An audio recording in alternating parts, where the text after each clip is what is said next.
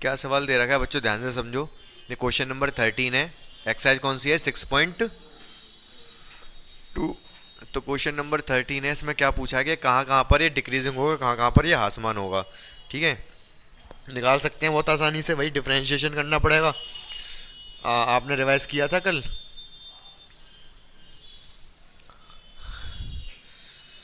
F dash X कितना आएगा? 99 plus cos x. Zero पता करेंगे, जीरो कहाँ पर है, ठीक है ना। एफ डैश एक्स बराबर जीरो। कल बता दिया था मैंने जीरो क्यों रखते हैं, कल बता दिया था ना, जीरो क्यों रखना होता है। बराबर जीरो। जब इसको जीरो रख दिया हमने, तो ये कहाँ कहाँ पर एक्स की किस किस वैल्यू पर ये जीरो हो सकता है, ये चेक करना पड़ेगा हमें। तो कैसे चेक कर पाएंगे कहाँ कहाँ पर जीरो हो सकता है? एक काम कर लो आप। क्या कह रहे हो? नहीं तो ठीक है, तो हम चेक करते हैं। cos x को मैं यहीं रहने देता हूँ, इसको आप इधर ले जाओ। आपको एक बात तो पता है कि जो cos x की वैल्यू है कहाँ से कहाँ तक वेरी करती है? -1 से 1 तक जा सकती है, उसके अलावा नहीं। तो ऐसी कौन कौन सी वैल्यू,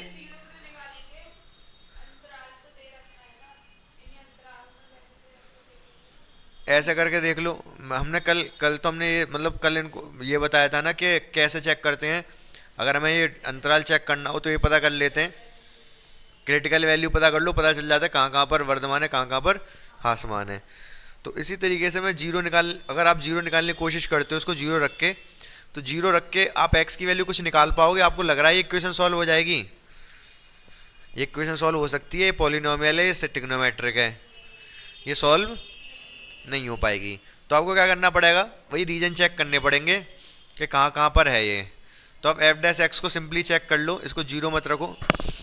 अब चेक करो, अगर मैं इसको जीरो रख देता हूँ तो कितनी वैल्यू आएगी? जीरो रख देता हूँ तो कितनी वैल्यू आएगी? बोलो। 1 आ जाएगी। अच्छा, एक एक चीज़ चेक करो पहले।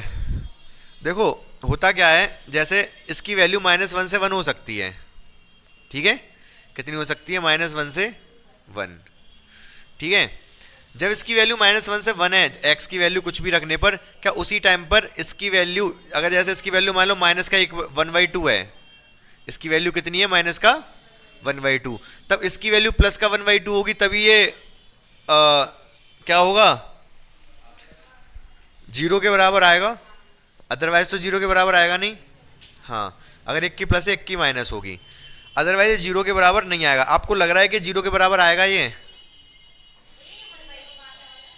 अरे मैं कह रहा हूँ मान लो एक्स की वैल्यू, कॉस एक्स की वैल्यू -1/2 है, तब की बात कर रहा हूँ। तब इसकी वैल्यू कितनी होगी? अब एक्स एक्स की वैल्यू, ये कॉस एक्स की वैल्यू जब 1/2 होती है, माइनस का 1/2 होती है, तब एक्स की क्या वैल्यू होती है? हम्म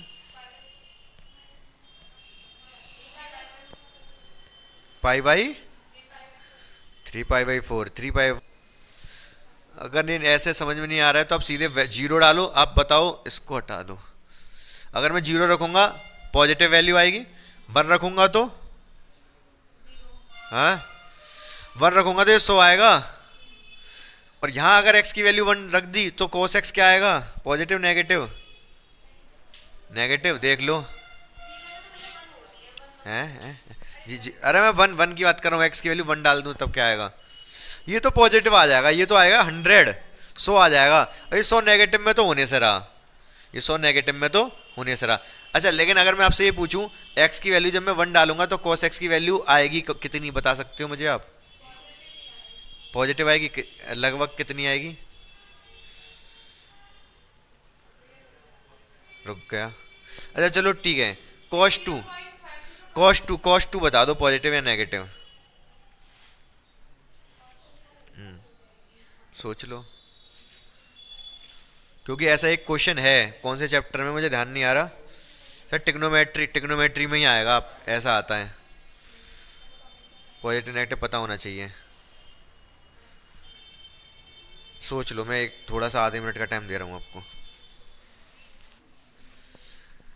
तो cos 2 की वैल्यू होती है नेगेटिव, कितनी नेगेटिव, कैसे मैं बताता हूँ।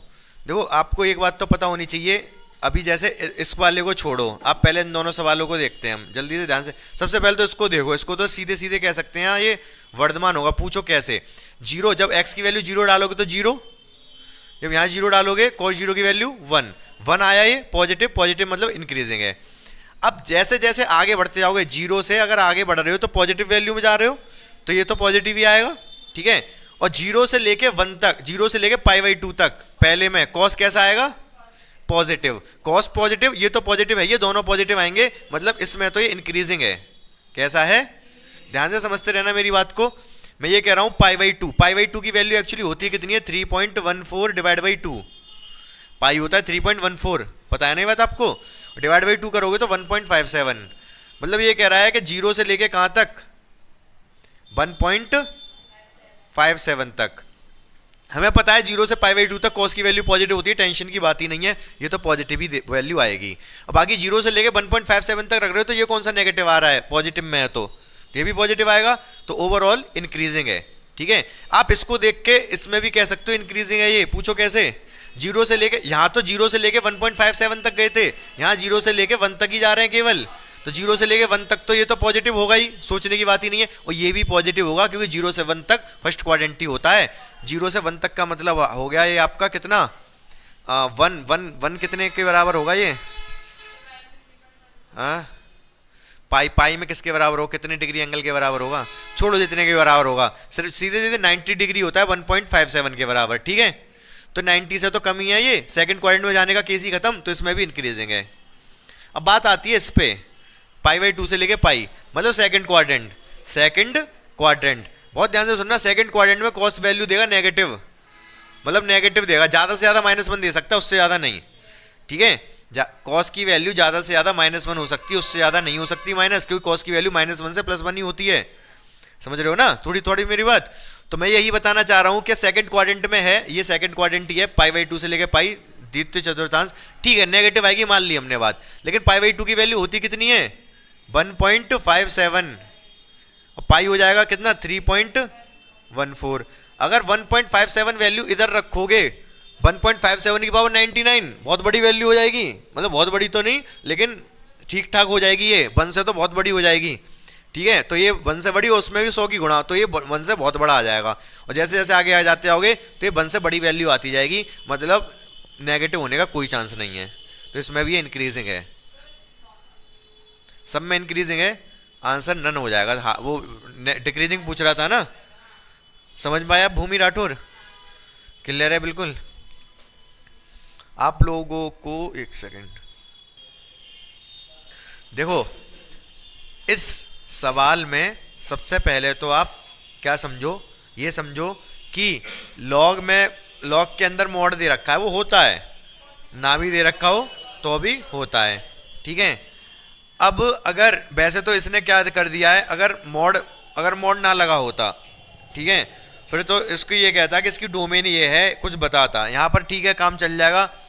लेकिन सबसे पहले तो इसने जो दिए हैं हमको, जो रेंज दिया है 0 से π/2, 3π/2 से 2π, इन दोनों में cos कैसा होता है, पॉजिटिव होता है, तो मॉड हटा भी दूं तो कोई फर्क नहीं पड़ेगा। बात समझे मेरी क्या कह रहा हूँ। अगर मैं ये कह रहा हूँ मॉड का काम होता है प्लस का करना, अगर x की वैल्यू प्लस ही है तो मॉड हटा भी दो तो क्या फर्क पड़ेगा, यही बात समझ। मॉड x अगर लिख रहा है, मॉड का काम है नेगेटिव को पॉजिटिव कर देना, अगर -4 आएगा तो +4 कर देगा, ठीक है। लेकिन मैं कह रहा हूँ x की वैल्यू जो है वो 0 से बड़ी ही है, x की वैल्यू जो रखोगे आप 0 से बड़ी है, तो मॉड हो ना हो क्या फर्क पड़ रहा है, जब पॉजिटिव ही रखनी है x की वैल्यू, तो मॉड ना भी होगा तो उसका कोई फायदा ही नहीं, वो तो जब मॉड की आवश्यकता जब पड़ती है, जब नेगेटिव वैल्यू आएगी तब उसको पॉजिटिव करेगा। बात समझ पा रहे हो मेरी या नहीं, ठीक है। तो यहाँ से आप मॉड हटा सकते हो, अगर और कोई, हाँ अगर और कोई रीजन पूछा होता है इसने, अगर और कोई रीजन पूछा होता फिर मैं माइनस लगाता है इसके आगे, log cos x log minus cos x, कौन से वाले रीजन में, अगर सेकंड क्वाड्रेंट में होता तो, सेकंड या थर्ड में होता तो माइनस लगाता है इसके आगे पहले से ही, लेकिन कोई बात नहीं, चलो ठीक है। फिलहाल हम f(x) को क्या लिख सकते हैं, log cos x लिख सकते हैं, क्योंकि cos x की वैल्यू पॉजिटिव ही है दोनों में। डिफरेंशिएट कर दो इसको, एफ डैश एक्स कितना आ जाएगा, 1/cos x, फिर cos x का क्या होगा, माइनस का sin x, तो एफ डैश एक्स क्या आ गया, -10x। क्वेश्चन खत्म हो गया। तो 0 से π/2 में tan x पॉजिटिव होता है, tan x पॉजिटिव होता है, इसलिए एफ डैश एक्स कैसा होगा, नेगेटिव। क्यों, क्योंकि tan x पॉजिटिव, इसके आगे पहले से ही माइनस लग रहा है तो नेगेटिव हो जाएगा। तो 0 से π/2 में कैसा हो गया, डिक्रीजिंग। इसमें इंक्रीजिंग प्रूफ करना था, कुछ गड़बड़ होगी क्या, हैं कहाँ पर, नहीं मॉड का कोई यूज नहीं। 0 से π/2 sin x cos x का 1/cos log x log cos x 1/cos x का डिफरेंशिएशन माइनस sin x, या गया tan x। 0 से π/2 में tan x अगर नेगेटिव आ रहा है तो डिक्रीजिंग होगा। क्वेश्चन दिखाओ मुझे। तो वो गलत क्वेश्चन दे रखा है, यहाँ पर इसमें सिद्ध करना है ये डिक्रीजिंग है और इसमें इंक्रीजिंग प्रूफ करना है। सही है, हाँ कर लो फिर आगे, इस वाले कर ही लोगे अब तो। वैसे ये एफ डैश एक्स ये क्या आया है, नेगेटिव आया है। अब इसमें एक और, ये तो पहला वाला हो गया, दूसरे वाला कैसे लिखोगे, दूसरे वाले में क्या लिखोगे भाई, एफ डैश एक्स आप लिखोगे 3π/2 से 2π, कौन सा क्वाड्रेंट हो गया ये, चौथा, 270 से 360, ठीक है। मैं tan x नेगेटिव होता है, कैसा होता है tan x नेगेटिव, तब एफ डैश एक्स मतलब -10x कैसा होगा, पॉजिटिव होगा। सही बात है, पॉजिटिव होगा। अगर ये पॉजिटिव होगा तब हम कह सकते हैं 3π/2 से 2π में कैसा है फंक्शन एफ एक्स, इंक्रीजिंग है।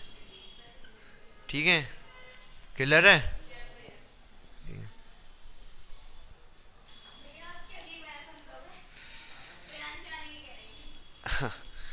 तो वो इसमें यहाँ पर पढ़ते हैं, वो 4 से 5 पढ़ते होंगे वो,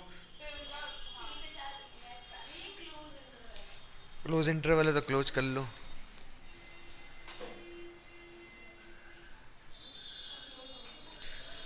तो अब ध्यान से समझो मेरी बात को, इसको मैं क्या करूंगा, differentiate with respect to X, F dash X कितना होगा, एक्स का 1, इसका 1/x का डायरेक्ट डिफरेंशिएशन कौन बताएगा, सोनम राठौर, बता दिया आपने। क्या कितना होता है इसका, -1/x², 1/x का डिफरेंशिएशन होता है -1/x²। तो एफ डैश एक्स क्या हो जाएगा भाई, x² इधर कर दो, x² -1, सही है। तो अब आगे क्या होगा, क्या हमें सिद्ध क्या करना है कि -1 से 1 में क्या है ये, हैं वर्तमान सिद्ध करना है, नहीं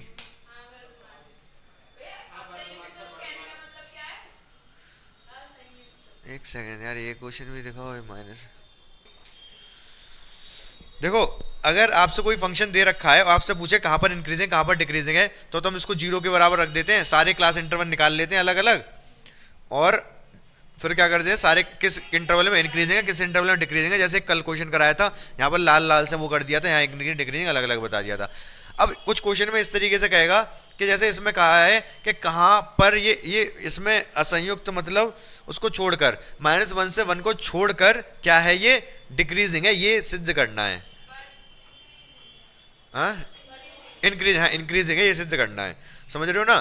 तो हम इंटरवल कैसे निकालें जिसमें कि ये इंक्रीजिंग होगा, हम वो इंटरवल अंतराल कैसे निकालें जिसमें ये इंक्रीजिंग होगा, उसके लिए कंडीशन डाल देंगे। कंडीशन क्या डालेंगे? यदि एफ एक्स वर्धमान, वर्धमान लिख दे रहा हूं, वर्धमान है, यदि एफ एक्स वर्धमान है तब एफ डैश एक्स क्या होगा? Greater than zero.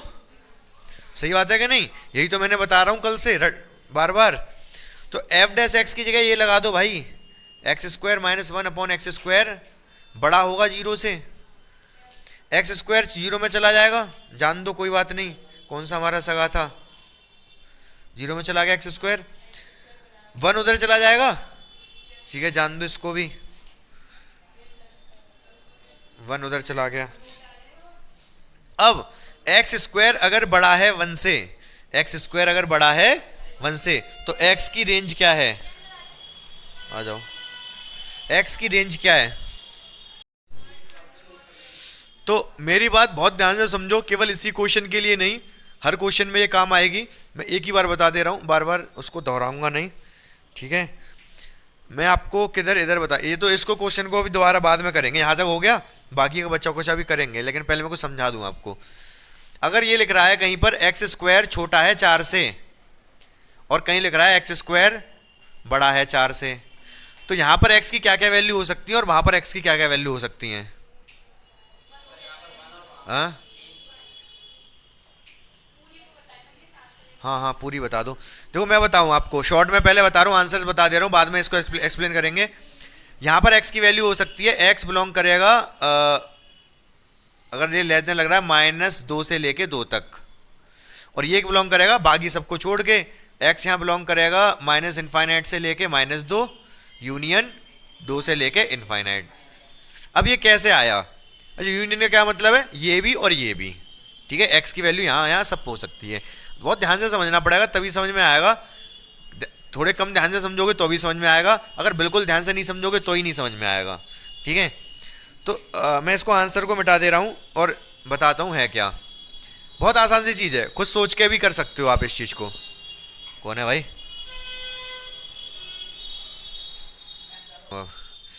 तो देखो बहुत आसान सी चीज़ है, आप मुझे एक बात बताओ, एक्स स्क्वायर की वैल्यू चार से छोटी कब होगी? अगर मैं आपको कुछ वैल्यू पूछूंगा, आप जवाब दोगे उसका, ठीक है? अगर एक्स की वैल्यू है, अच्छा थोड़ा इसको बढ़ा दे रहा हूँ, थोड़ा बढ़ा दे रहा हूँ इसको, मैं कर दे रहा हूँ 16, चलो 9 कर दे रहा हूँ, हटाओ, आप भी क्या याद रखोगे। तो अगर जल्दी से मेरी बात को सुनते जाओ, बताते जाओ, अगर मैं एक्स की वैल्यू आपको दूं, मैं लिख दे रहा हूं यहां पर, अगर मैंने एक्स की वैल्यू दी आपको 2, क्या काम चल जाएगा इसका? मतलब इसको सेटिस्फाई करेगी, संतुष्ट करेगा? नहीं करेगा भाई। चार चार छोटा होता है 9 से, अरे 2 का स्क्वायर, एक्स ये 2 डालोगे, 2 का स्क्वायर 4, 4 छोटा होता है 9 से, ठीक है? एक्स की वैल्यू सही है, इसके अनुसार ये सही है। अच्छा बराबर होता तो एक्स की वैल्यू तो क्या होती? प्लस माइनस 3, 3 भी रख सकते थे, माइनस 3 भी रख सकते थे। ध्यान से सुनते रहना मेरी बात को। लेकिन यहाँ पर क्या था? छोटा, छोटा था, छोटा, ठीक है? यहाँ छोटा था तो 2 इसको सेटिस्फाई करेगा, 1 सेटिस्फाई करेगा, करेगा, 3 नहीं करेगा, इक्वल होता तो करता, ठीक है? 2.9 कर जाएगा, 2.9 का स्क्वायर 9 से कम होगा। क्या माइनस 1 करेगा? करेगा। माइनस 2 करेगा? करेगा। माइनस 4 नहीं, माइनस 4 डालोगे तो 16, 16 छोटा होता है क्या 9 से? नहीं। तो वैल्यू कहां से कहां तक की सेटिस्फाई कर रही है इसको? एक्चुअली ये कह रहा है एक्स स्क्वायर छोटा होना चाहिए 9 से, तो वैसे एक्स छोटा होना चाहिए 3 से। अगर एक्स स्क्वायर 9 से छोटा है तो एक्स किससे छोटा होना चाहिए? 3 से। तो एक्चुअली होता क्या है कि एक्स 3 से छोटा होना चाहिए, वो तो ठीक है, लेकिन माइनस में क्या? माइनस में माइनस 3 तक जा सकता है, उससे कम नहीं, उससे कम नहीं। क्यों कम नहीं? अगर माइनस 3 से कम कर दिया आपने, सपोज माइनस 4 कर दिया, माइनस 4 का स्क्वायर तो 16 हो जाएगा। क्या 16 छोटा होता है 9 से? नहीं होता। तो यहां पर रेंज कहां से कहां तक है इसकी? एक्स की वैल्यू माइनस 3 से 3 हो सकती है। बात समझ पाए मेरी? थोड़ी थोड़ी, ठीक है? यहां पर इसका अपोजिट हो जाएगा। अपोजिट कैसे हो जाएगा? एक्स स्क्वायर बड़ा होना चाहिए। अगर एक्स की वैल्यू आपने डाली 4, क्या डाली? 4, 16 9 से बड़ा होता है, सही बात है। 5 डाली 25, 9 से बड़ा होता है। अगर आपने 2 डाली तो 4 आएगा, जो कि छोटा होता है। ये कह रहा है बड़ा होना चाहिए, तो 2 नहीं डाल सकते। अगर आपने -4 डाली तो अभी 16 आएगा। तो 4 से लेके इनफाइनाइट तक कुछ भी रखो, या फिर -इनफाइनाइट से लेके -4 तक कुछ भी रखो, ये सब इसको सेटिस्फाई करेंगे। यूनियन मतलब ये दोनों हो सकते हैं। -4 से 4 के बीच में नहीं रख सकते, जो कि इसमें रख रहे थे। समझ रहे हो ना? 4 नहीं, अरे 3 लिखेंगे, 3।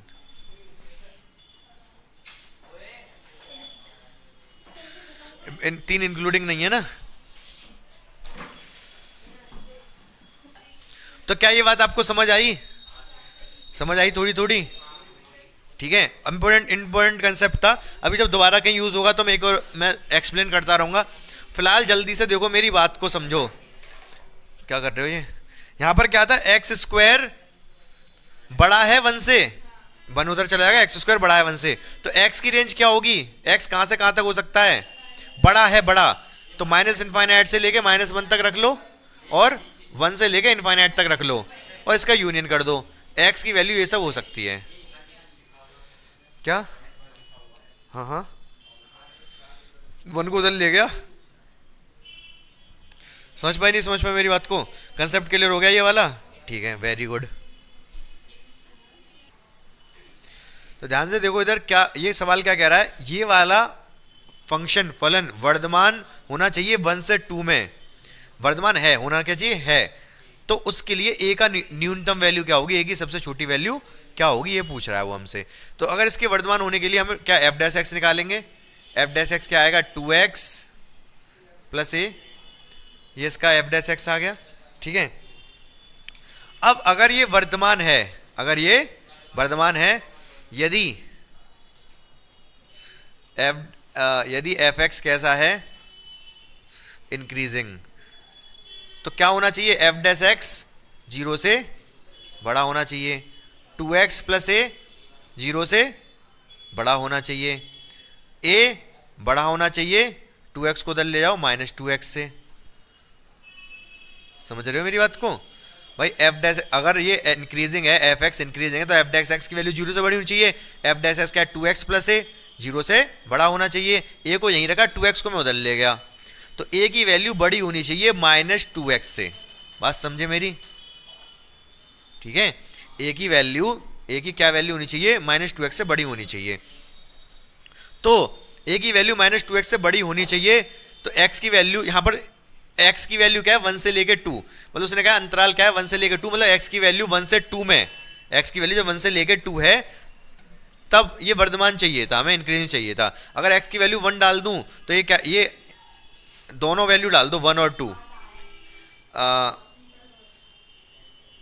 x = 1 पर a बड़ा होना चाहिए -2 से, और x = 2 पर a बड़ा होना चाहिए -4 से।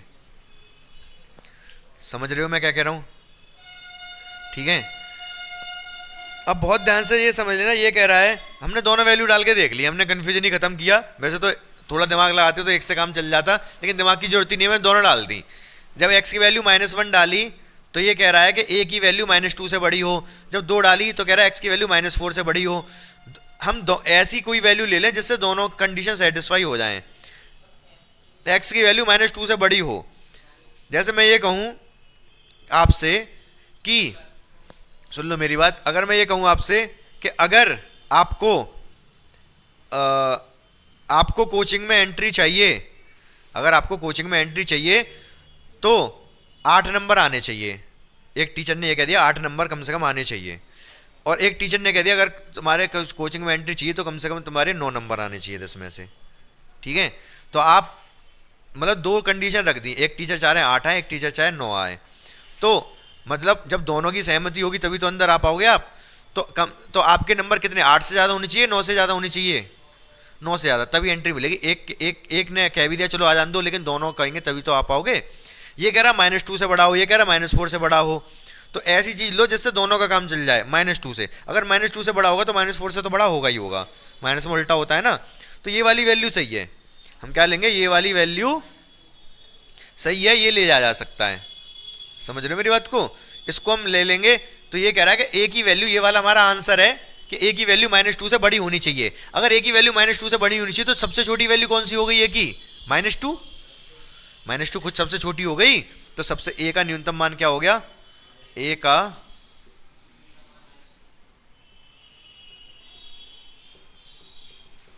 कितना % समझ में आया ये सवाल आपको?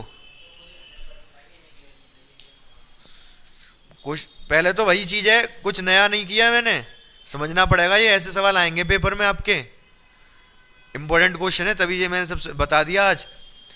तो आप इसको समझ लो बहुत ध्यान से, कंफ्यूजन है कहीं पर तो पूछ लो, अभी भी सोचो, देखो मैंने क्या किया है।